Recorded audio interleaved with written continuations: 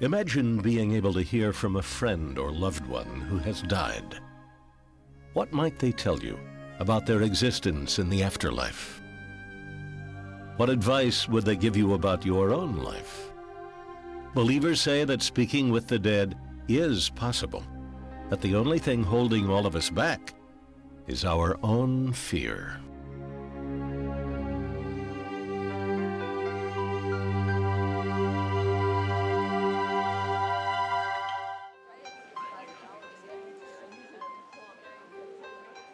All of these people are lined up inside this convention hall for one reason. They're here because this man, James von Prague, claims he can receive, interpret, and pass along messages from their dead relatives and friends. And if you think the room was crowded this way and this way, you just see what I see all around me over here and here. Freebies, drop-ins. Each of the living has paid a $40 entrance fee and comes with the same hope, that they will be one of the few chosen by von Prague to speak with a friend or relative who has passed away. I'm seeing string with me, string, a long thing of string. And I believe that something belonged to someone and it's tied on this string. And I thought it was someone's son. Does that make sense to someone with this string? My grandson was born. This woman says the string von Prague claims to see is hers. It was part of a sculpture that belonged to her son, who was killed in a motorcycle accident. Was he a musician at all? Yes, he did. He played the baritone sax. Okay, because I keep on seeing musician with him. I'm seeing him writing music, okay? And I want to tell you that he wanted to write music here, but he never did, or he couldn't do it. Right. But he wanted to. Okay, God bless you. I'm going to move on. Thank you. Sometimes von Prague doesn't get it right. Your mother's funny. She's laughing. She has a great sense of humor. I mean, a great sense of humor. She's telling me about a new wallet or a new billfold. Telling me about a new billfold or wallet, and it's a Snap one. And this is what she's showing me. Well, keep it. I don't know what it means. And where's Daddy? Daddy's passed over too, has he? No. I bring you whatever I receive. Names, details, whoever comes through. Perhaps you want to talk to your father who passed away. Your father might not show up. It might be someone else who shows up. Or maybe no one will show up. Each person is different. I can never guarantee that there'll be results, because that's not how it works. Thank you very much. For von Prague, it has worked for more than a decade. He's a best-selling author and a self-proclaimed international expert on life after death. He says that his ability to talk to spirits manifested itself long ago. James von Prague was born in 1959 to a middle-class family in Queens, New York. His father worked as a carpenter in the theater and instilled in his son a love of performing. A childhood friend remembers young James as unusual. James had a sensitivity and a particular perception of things that went a little bit beyond where most people were at. Scott Leaf remembers an early incident where he was convinced that James had a special gift. One autumn evening in 1971, the 12-year-olds went to Leaf's basement, where they wanted to conduct a seance, hoping to contact the spirit of rock singer Janis Joplin, who had died 1 year earlier of a drug overdose. During that seance, we had a candle lit in the middle of the room. In the middle of the table. And during that seance, I'm pretty sure it was James who asked to see a sign if Janis Joplin was there. And it wasn't more than 10 seconds later that all of a sudden, in a closed room with all the windows shut, some gust of wind came along and blew the candle out. After that early incident, von Prague claims he forgot about his abilities and made no further attempts to speak to the dead. James graduated from high school in 1977, then packed up and went to college in San Francisco. He later moved to Hollywood, hoping to become a television comedy writer, but could not find work. Frustrated, he got a job as a contracts administrator for Paramount Pictures. Then, a friend told him about a spiritual medium she had been seeing in West Hollywood. And I said, what is a medium? And she said, he's someone that contacts people that pass over. And I told her I don't believe in any of that sort of thing. And I didn't. I was very pragmatic. The friend convinced Van Praagh to go with her to a session. When James arrived, the medium had a message for him. He looked at me and he said, "There are lights all around you, James. And within 2 to 3 years, you yourself will be able to communicate with the other side." Which I did not believe, and I thought this guy is crazy. Crazy or not, Van Praagh says he waited for a sign from the spiritual world, but it never came. The psychic's prophetic message gnawed at him for months. Van Praagh then went back to the psychic and asked for advice on how to develop the ability that he believed he possessed. The psychic answered by enrolling him in nearly a dozen meditation classes, designed to draw out Van Praagh's supposed ability. A few months later, he gave up his job at Paramount to pursue being a medium full-time. He began conducting readings, charging $40 a session in his one-bedroom apartment. He soon built a list of regular clients and sometimes offered his services to local charities. In May 1992, James agreed to conduct a charity event. In the audience that evening was a man who would ultimately credit James with pulling him from the brink of suicide. I experienced a loss that I, at the time, thought I could never get over, and I really didn't see much of a future for myself. Peter Redgrove, a successful businessman, had recently lost his longtime companion, Norris Hansen. The best way to describe Norrie was sunshine. If you think of a big sunflower, that was Norrie. When he walked into a room, he lit up a room. He was innately and fundamentally a good person. Peter and Norris had lived together for nearly 10 years when Norris was diagnosed with the AIDS virus. He died in 1990.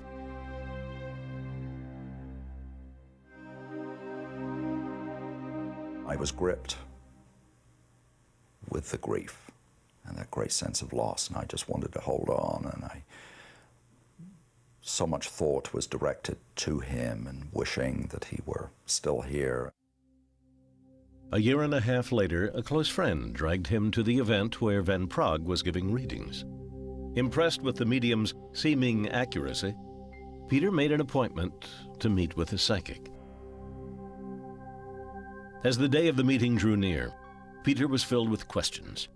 Would this man free him from the grief that had paralyzed him? Would he truly be able to contact Norrie? When the day of his appointment arrived, Peter was so nervous he could barely drive to the session. I didn't quite know what to expect. And yet, at the same time, I felt that this experience would, in many ways, change my life. When he arrived, Van Praagh told Peter that the spirit of a man had been waiting to talk to him all morning. I said, "There's a man here by the name of," and I said, "It's a very strange name. It's a very odd name. His name is Norris."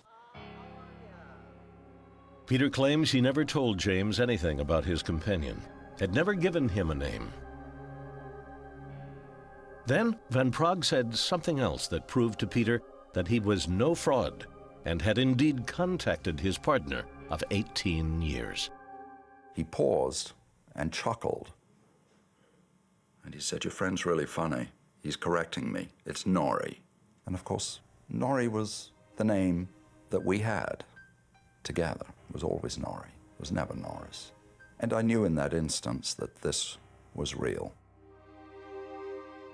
James said, "Your friend is showing me your home, and it's beautiful. It's gorgeous," and it was. I lived in a wonderful place. And James said, "Your friend is showing me a photograph in a very ornate frame. That's his favorite picture of himself."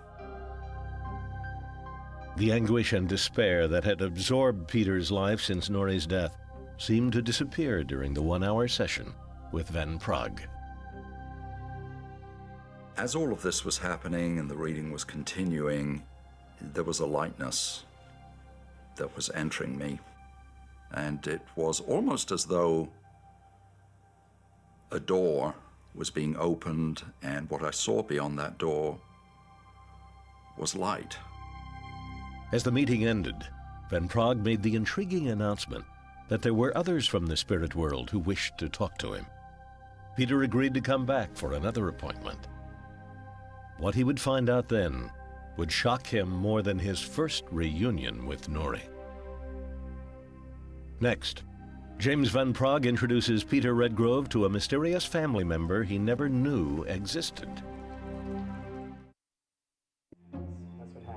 In August 1992, spiritual medium James Van Praagh told Los Angeles businessman Peter Redgrove that he had contacted the spirit of his longtime companion, who had died almost 2 years earlier.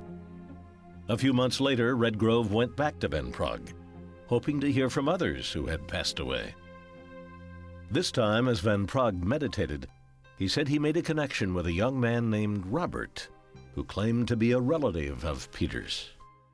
James responded with, "He is telling me he is of your blood and sends you much love."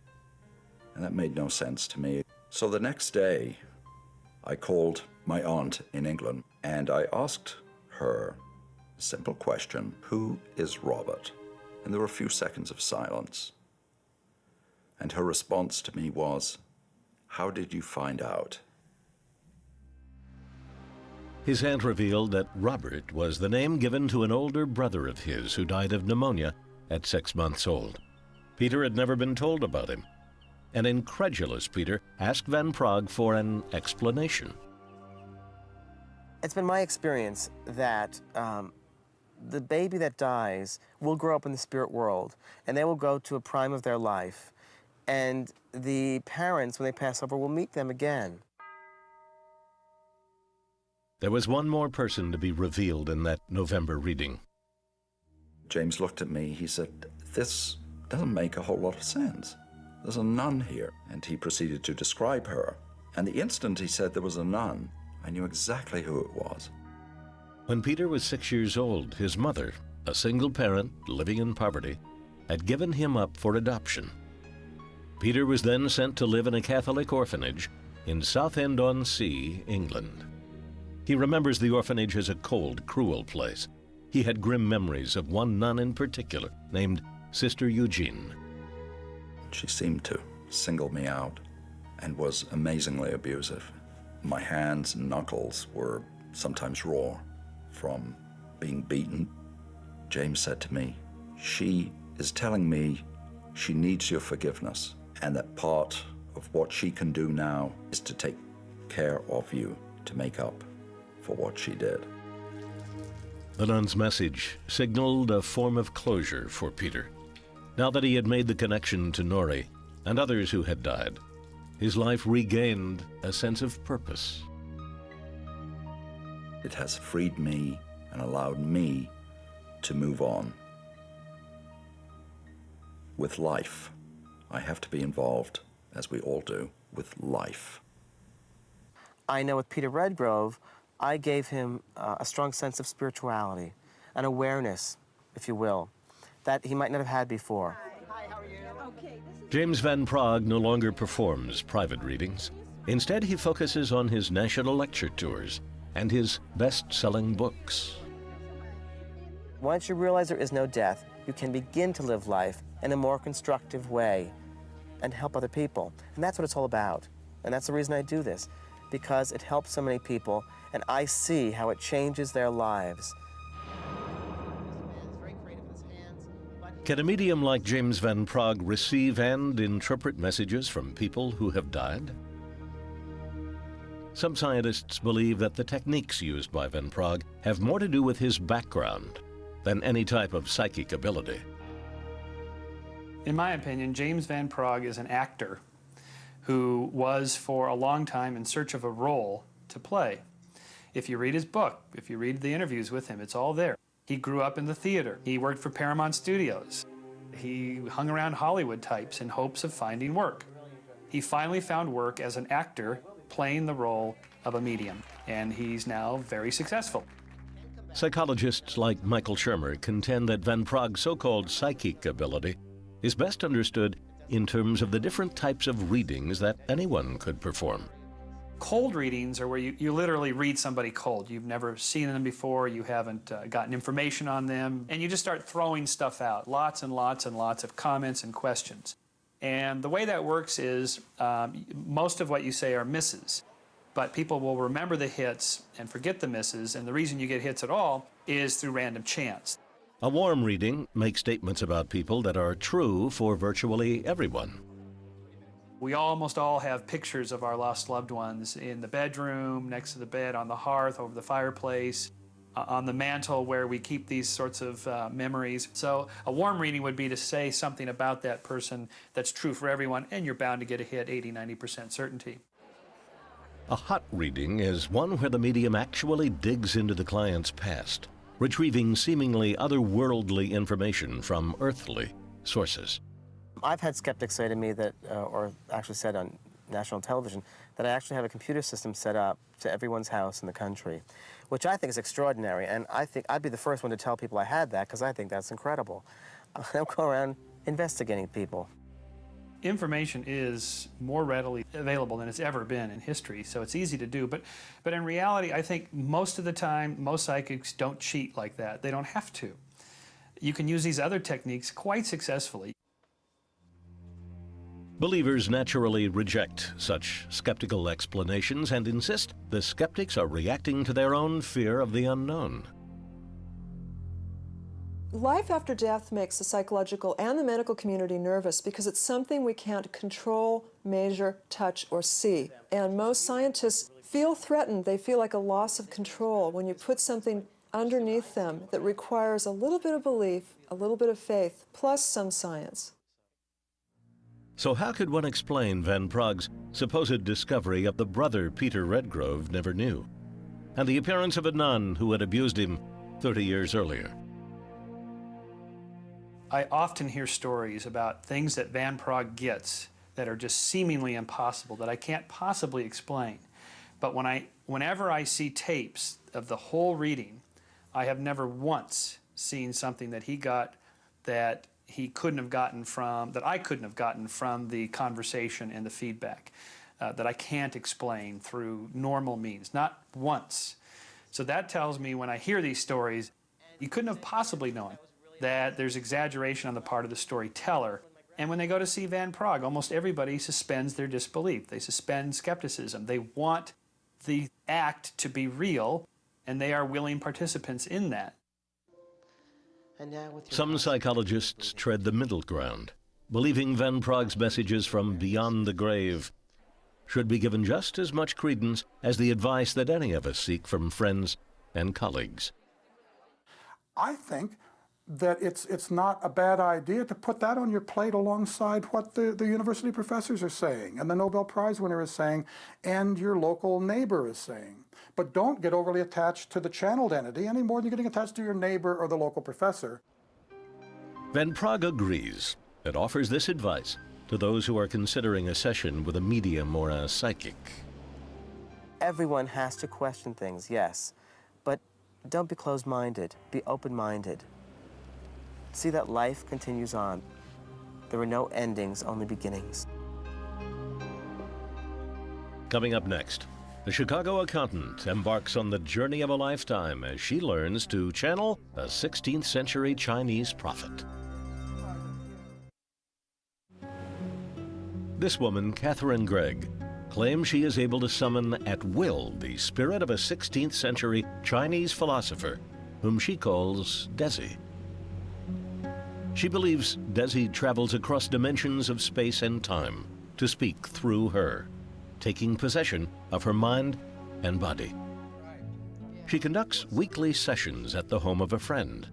There she dispenses advice to paying customers who believe Desi has given them a modern-day connection to a 500-year-old prophet. Catherine's supposed ability to channel is the result of a long journey that began during her childhood.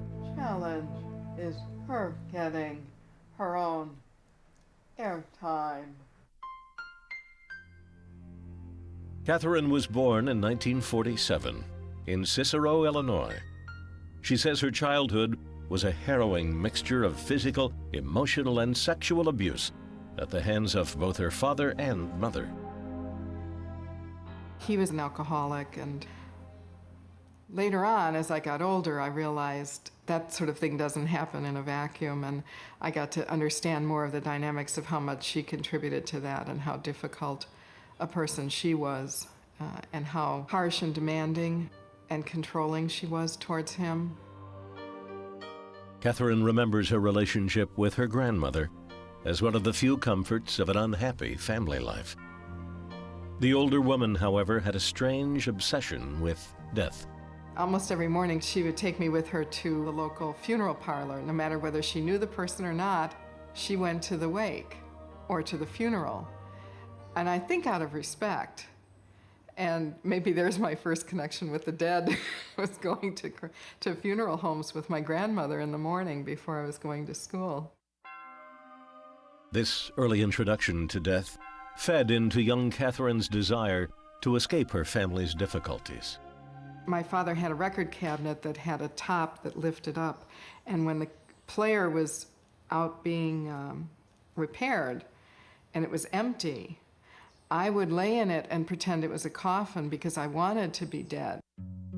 As a teenager, Catherine's isolation persisted. She found herself increasingly alienated from the turbulent world around her. It was 1967, a time when U.S. involvement in the Vietnam War was escalating. Reports of the daily body counts were extremely disturbing to Catherine. One spring morning, while having breakfast, she read a local paper that printed a list of servicemen and women from her hometown. I know that I'd probably seen those lists, but I never paid attention to it. And as far as I knew, I didn't know anybody personally that was actually in the war. There was something about this list that was strangely compelling to Catherine. Every time I moved in the living room and every time I moved piles of paper, the same list for that day kept turning up. And as it kept happening, I was aware I'm supposed to write to somebody on this list.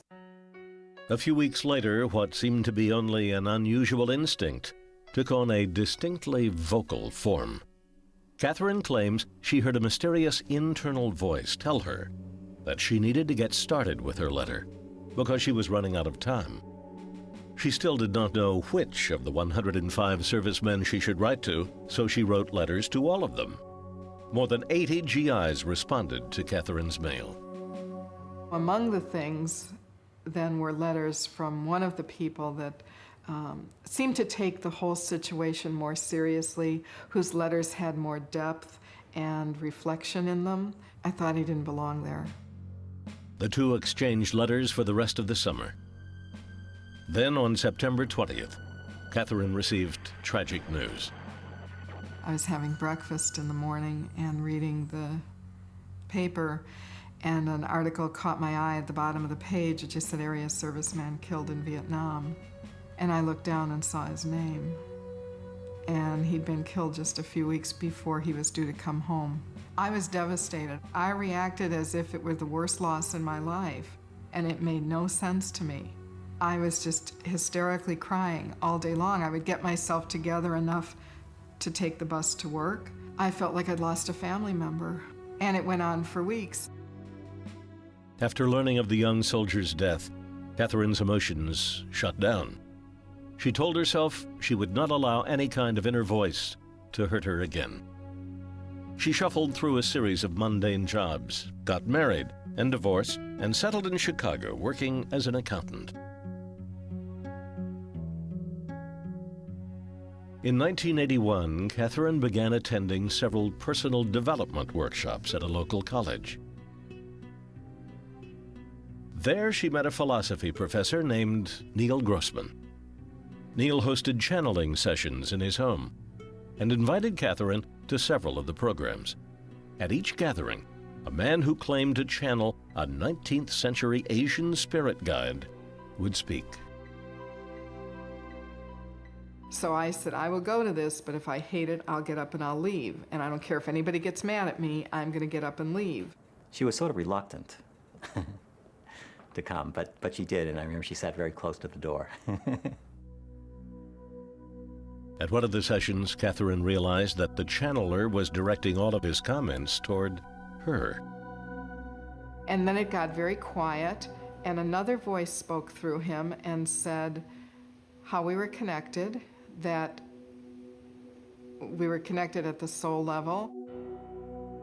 Catherine came to the frightening realization that this was the same mysterious voice she had heard years earlier, prompting her to write letters to American soldiers in Vietnam.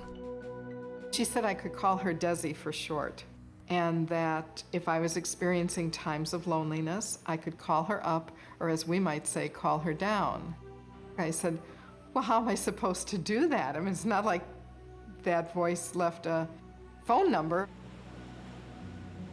Later that evening, she remarked to a friend who had also watched the session that she thought that the spirit's voice sounded flat and metallic. And she said, oh, that's probably because she's meant to come through you, not him. And I said, are you nuts? Do you think I would do what he's doing? That's appalling. Her friend Neil Grossman suggested she take the next step and try to allow the voice and conscience of Desi to take possession of her body. Memories of her religious childhood held her back. It's a combination of her Catholic upbringing, which teaches that this sort of thing is the work of the devil, and our culture's teaching, which says that it's sort of nuts to be doing this. So that's sort of a hard kind of polarity to be stuck between. When we return, the voice of Desi speaks through Catherine Gregg. That's next here on A&E. So fine. Chicago accountant Catherine Gregg believes she has been chosen by a 16th century Chinese prophet named Desi to be her modern-day voice and to dispense the wisdom Desi has acquired over the centuries. In 1982, Catherine learned to induce herself into something called an ecstatic trance, a state where she claims the outside world disappears into a blur and where spiritual entities take shape. In this meditative state, the form of Desi slowly began to appear in her mind's eye. During one conversation, Catherine says she pressed Desi for details of her life on Earth. She talked about a life in southwestern China in some way. Eventually, I asked to see an image of her, and then I had 3 or 4 dreams where I saw the same figure, a small Asian woman with long black hair and this radiant smile. And I knew that it was Desi. It was very hard for me to relax and let her speak out through me. I was terrified, and so I was sort of self-conscious about it. It was very slow and intermittent. It wasn't easy at all. Her supposed abilities eventually attracted customers. All were willing to pay for Desi's advice, usually $5 to $10 a session. One of her clients was Terry Seworth, a mother of 5 from Chicago who wanted to contact her mother-in-law, Joanne, who had died in 1987. She missed her mother-in-law terribly. After the older woman's death, Terry would get into the habit of speaking to her every day. In the first 5 years after she passed away, every morning on my way to work, I would just, say to her, "Hi, Joanne, how you doing? I hope you're up and about, and I'm sending happy, loving thoughts your way." Terry and her husband contacted Catherine with the hope that Desi could relay messages about the deceased woman's life in the hereafter. I was just hoping that maybe an aspect of my mother-in-law's personality would come through, that, I would get a message or something that I knew it was her. Hold her gently. Terry went to her first session with Desi in April 1992. What she heard would stun her. Desi had turned to me and said, "My mother-in-law just wanted to thank me for all my happy, loving thoughts I sent her way every day." I was like, I couldn't believe it. Hearing Desi repeat the exact phrase she had said every day for nearly 5 years was proof enough for Terry that her mother-in-law had found a comfortable existence in the afterlife. It's a way of keeping, her near. And I wanted to hear it from her, and I did, amazingly. I could have never imagined that I would have heard the exact words I'd said to her. Catherine Gregg now channels Desi as a part-time business. Her clients come to get advice on everything from romance to finance. Good evening. Hi, Desi. Welcome back. Thank you, Neil. Welcome to all of you. Desi, I'm wondering what is preventing me from moving out of my current financial situation?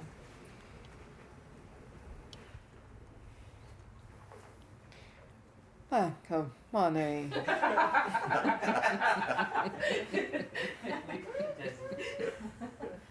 Price your time more realistically for how you value it.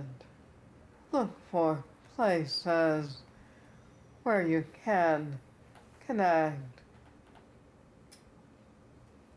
Work-wise, not just social. Catherine says her relationship with Desi has given her a sense of purpose, and her clients say she has given them valuable advice and comfort in times of crisis.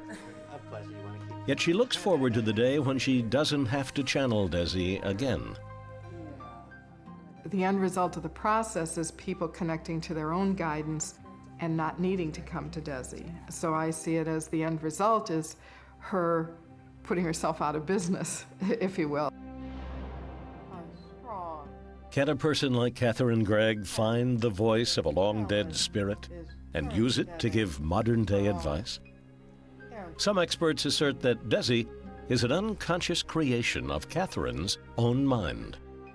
We have to separate, first of all, authenticity from validity when it comes to these phenomena. And authenticity refers to the sincerity of the people, or whether they're really believing what they're saying when they say they're channeling. Sociologist Marcello Truzzi also believes that the seemingly profound opinions channelers give to their clients are often little more than common sense. Well, they're often getting generic advice that they can interpret individually. I think what's very important here is that people feel special. They feel that they are witnesses to something important. Perhaps they are searching for meaning, and this kind of metaphysics gives them a sense of meaning in their world. It's a replacement in many ways for what much religion has done for people in the past.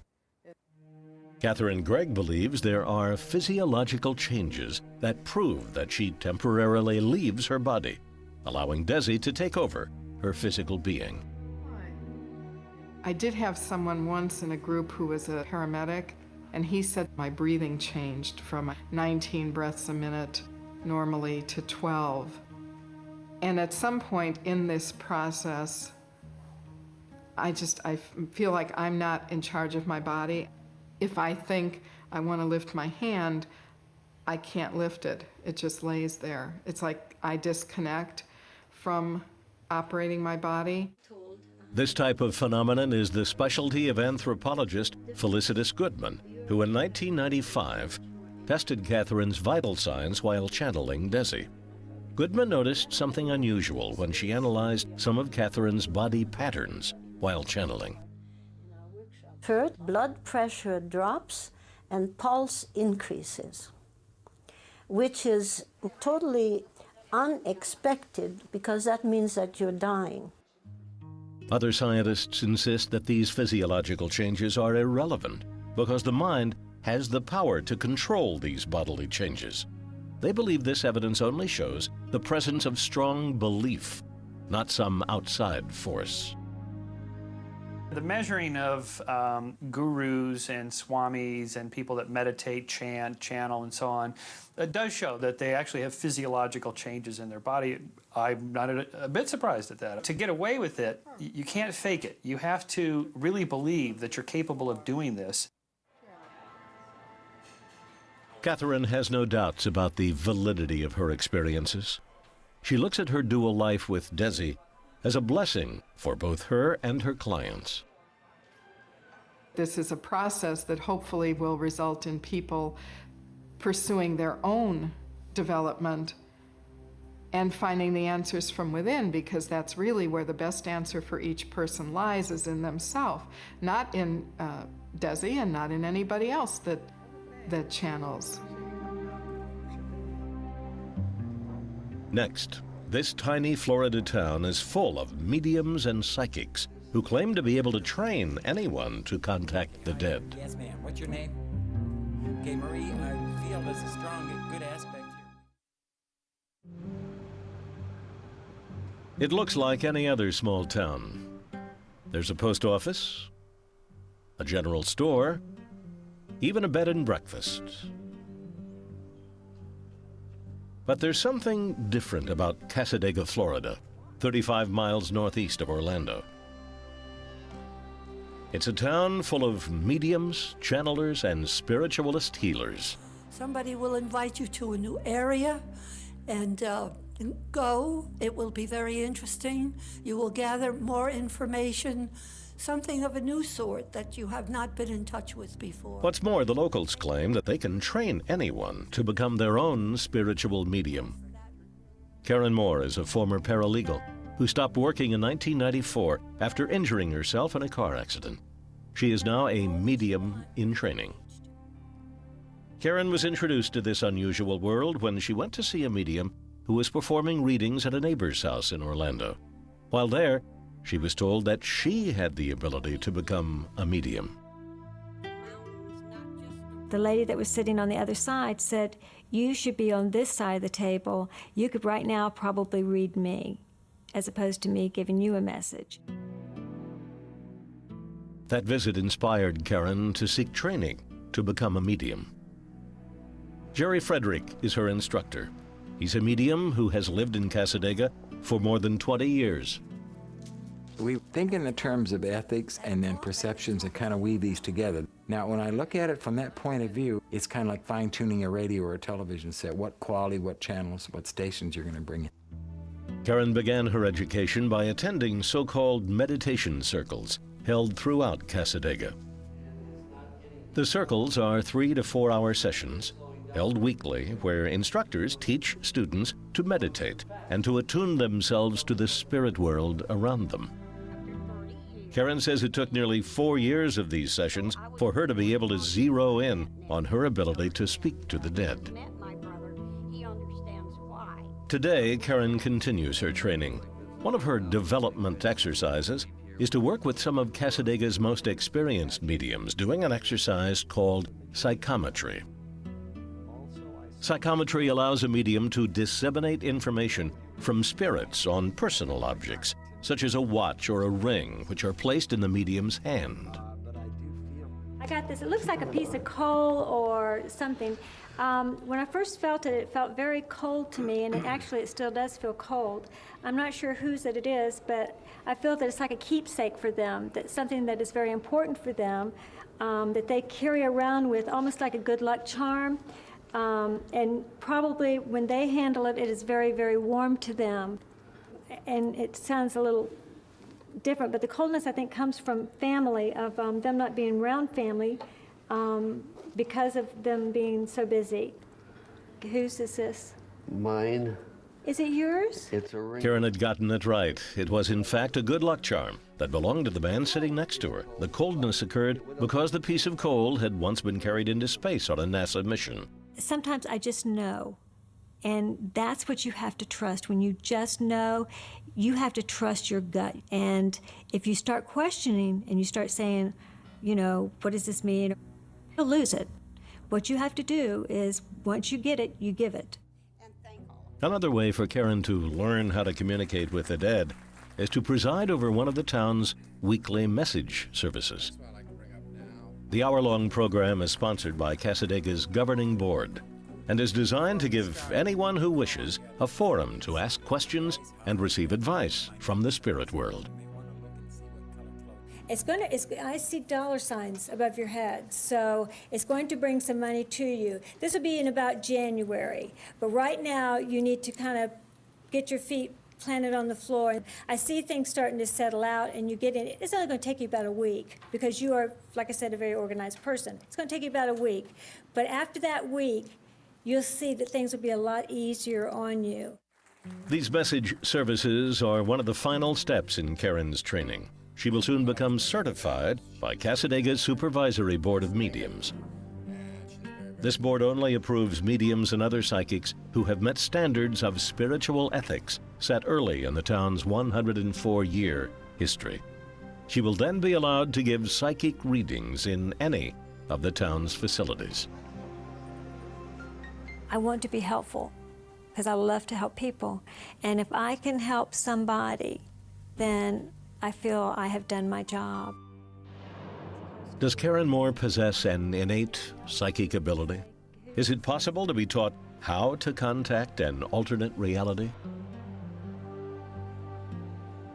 I believe that with training, anyone can become as psychic as the psychics. Being a psychic has nothing to do with any special psychic power, but it's just a performance. And anyone can learn techniques such that they can give readings even to total strangers that convince the strangers that you know all about them. Another source of revenue for mediums and psychics is to teach your skill. Weekend seminars, trips, things like this. And of course that's part of the whole shtick. They say, well, I'm not special, I'm just like everybody else with experience and practice with you can do this too. Well, it's another way of making money, you say.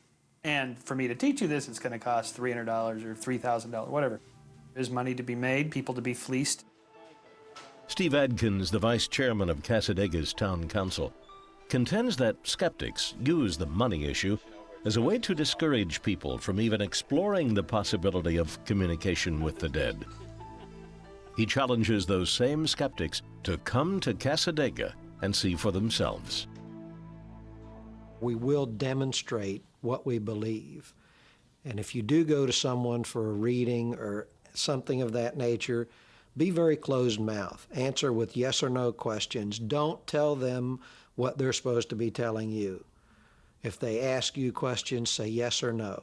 Make the person prove their talent and make them show beyond a reasonable doubt, prove what they're saying is true. Whether true or not, both skeptics and believers alike acknowledge the human urge to get answers from beyond the grave. It doesn't surprise me to see the popularity of this sort of thing because, as I say, hope springs eternal. In the human breast, the hope for a better tomorrow, a lure of all these different New Age beliefs is an instant road to that place. Everybody has a connection to spirit. Everybody has guides. And everybody can choose or not to pursue that. And however it shows up for anybody, no one way is better than another. When you see the overall picture, the scheme, then you see it for what it is. And the spirit is eternal. You can't hurt the soul. You can't hurt the spirit. The spirit can't die.